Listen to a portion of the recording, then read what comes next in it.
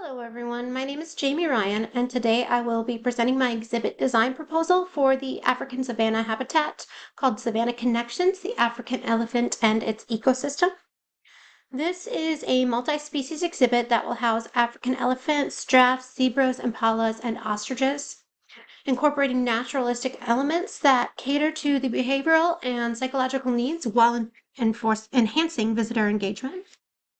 This will be a multi-species interactive activity-based exhibit that is organized geographically. The primary goal of this exhibit is to create an immersive, enriching environment that promotes natural behaviors, facilitates positive human-animal interactions, and supports conservation education. This aligns with the Dallas Zoo's master plan by introducing new species, focusing on animal care, driving attendance and community engagement, while fostering cultural engagement through the representation of African wildlife. Metrics for success include increased visitor engagement, animal welfare improvements measured through behavioral observations, and adherence to the AZA standards for elephant management and care. There will be guest surveys as well as observations on the amount of time spent within the exhibit with the goal of minimum of 25 minutes. We can look at the level of success by how many guests are using the donation and pledge stations in the guest area. Interviewing zookeepers is also an effective way to look at the success from the animal welfare and keeper perspectives, and behavioral algorithms will look at the success from an animal welfare standpoint. Some constraints and considerations that went into the design are that designing an effective multi-species habitat requires balancing the needs of different taxa while still ensuring safety, sustainability, and financial viability. Considerations include spatial organization to allow for species-specific behaviors, environmental controls to regulate temperature and humidity, and enrichment opportunities to prevent stereotypic behaviors. Also, there are off-exhibit areas that must facilitate veterinary care and training while maintaining separation when necessary. In the design, we also need to consider the budget. As this project was modeled after the Giants of the Savannah exhibit, their cost was higher than our $15 million budget. So we needed to consider some things like cost-effective materials and investment in climate controls areas.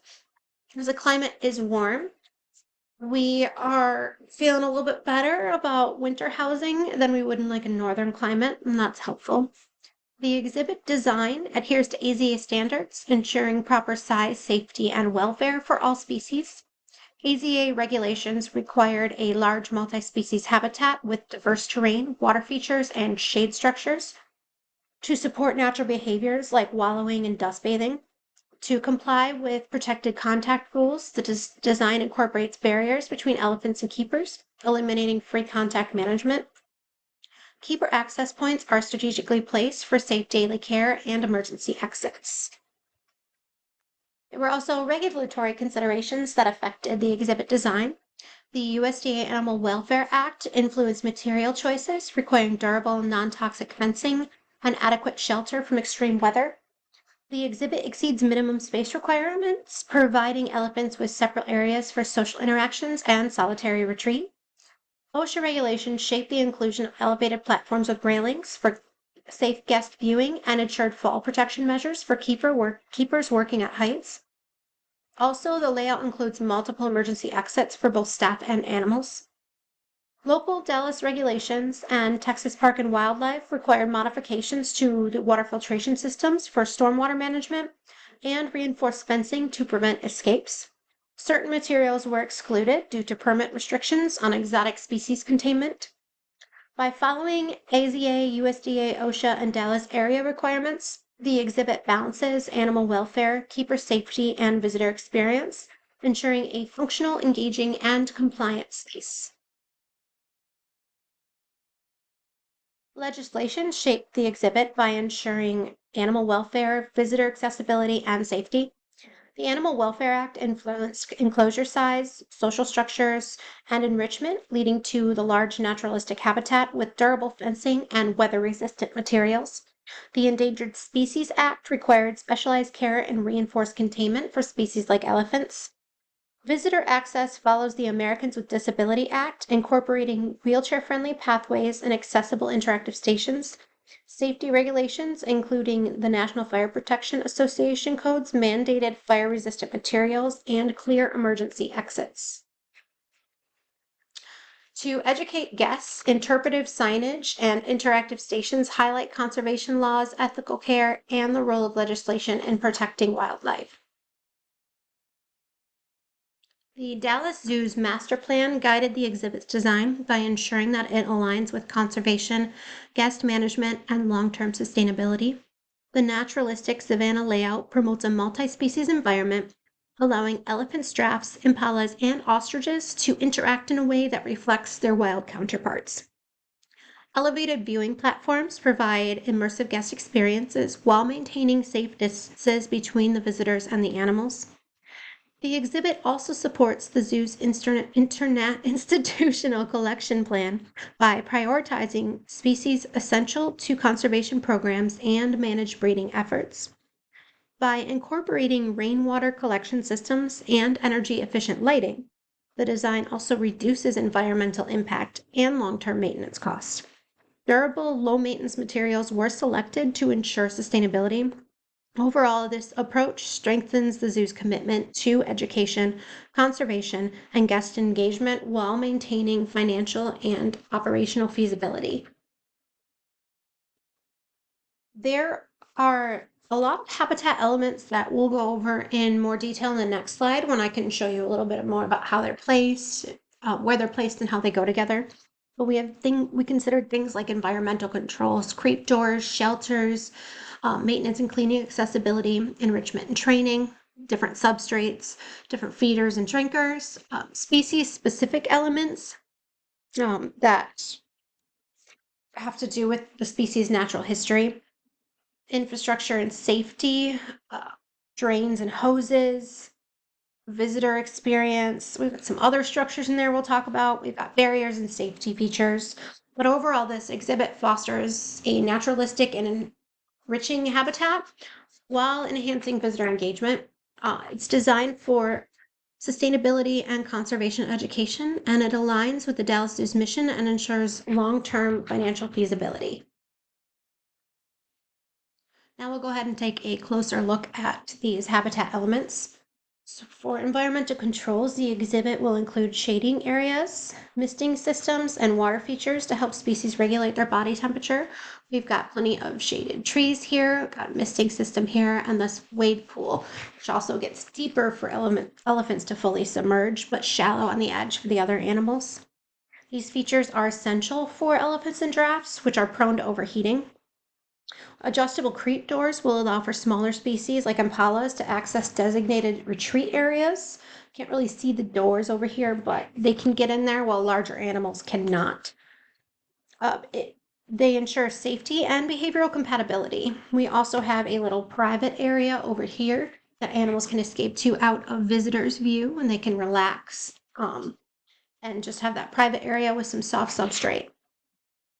The exhibit features spacious shelters with species-specific modifications. So elephants will have, large covered resting areas with soft sand flooring to reduce joint stress, while giraffes will have tall open-sided shelters to accommodate their height.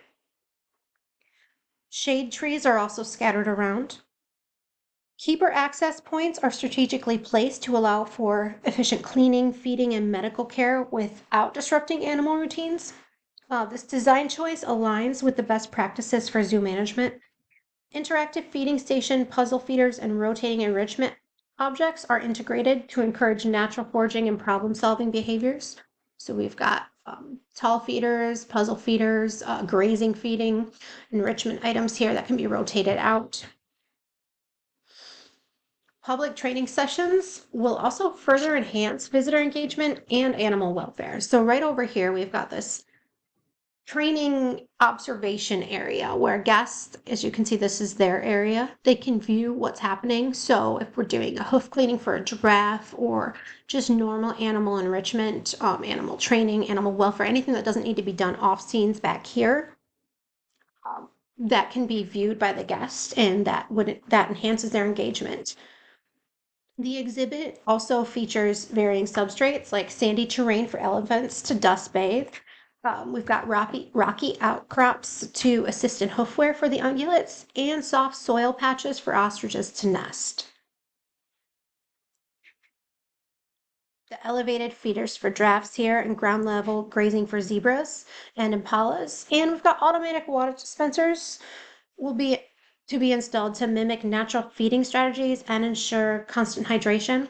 Yeah, we have to also keep in mind that anything that's in their puzzle feeders that they can graze on the ground, any additional feeding they receive, everything that they could possibly eat in that day needs to be included in their daily caloric intake diet. So we have to carefully make sure we're not exceeding that.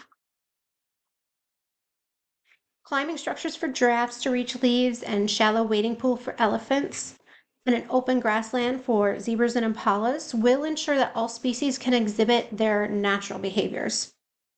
Drains and hoses are placed in various areas as needed. There are hoses for emergency cool-off as well as by the barns and the training station. So you can see I've got hoses here, hoses over here by the barns. I've got hoses by their training station. I think there's one, you can't really tell over there, but just a random one for an emergency cool-off. Drains are placed near visitor pathways. These are my drains. You can see they're all over the place. They're near visitor pathways to ensure standing water or flooding is not an issue. They're also anywhere hoses are placed. They're by the mud wallow, the watering hole, the barns, and the training station. Visitor elements include this walk-through path. I wouldn't necessarily call it a walk-through as it's along the outside, but it allows them for a great view of all the animals, all the species, and their natural behaviors. There's a haha in front of it so that the animals are at a safe distance while allowing the natural barricade to showcase these animals in their natural behaviors. It also has interactive station and touch areas where the guests can feel the tusks of elephants and other safe animal products. There will be educational tools about conservation and the history of these animals in Africa, as well as current challenges they are facing. Interpretive signage will be included for those who are disabled or do not have English as a first language. The visitor area will be handicap accessible and interactive elements will be placed at a level that make them wheelchair accessible. Pledge stations and interactive donation stations are included out here at the exit. So the pledge station would be as simple as index cards sitting there for the guests to write on how they pledge to help in conservation efforts. And that could be something as easy as, recycling cell phones and batteries, not buying products that are harmful to animal welfare. And then the conservation donation station will give them like real-time updates of things that are happening, of things that are being done, of things that need to be done right now in the wild to help these animals and how they can help that cause. We've got some other structures here like observation towers for zookeepers, service entrances that are large enough for trucks or other vehicles, a quarantine barn, and an off-site food barn that holds materials so that each animal's diet can be comprised of the exact nutritional content that it needs. I've got barriers back here that are natural rock surfaces on the left side and a haha with a hot wire fence towards the guest area. The haha will need a concrete barrier to support the elephants. It will also need to be deep and wide enough that elephants don't try to fill it or cross it and giraffes don't try to jump it. They need to not have easy access to it. It also needs natural vegetation placed around it so that faster moving animals like ostriches, zebras, and impalas don't just run right on in while they're galloping. That natural barrier here of like shrubs and bushes kind of gives them pause. They won't just run straight into it. So bringing it all together, this exhibit is designed to provide an enriching and naturalistic environment for its inhabitants while maximizing visitor engagement and education. Integrating research-driven design principles, the project aligns with the Dallas Zoo's mission to connect people with wildlife and inspire conservation action. This exhibit is structured for long-term sustainability, incorporating eco-friendly materials and multi-use spaces to reduce operational costs. Through immersive design and interactive elements, this proposal ensures a rewarding experience for both animals and visitors alike. Thank you. References.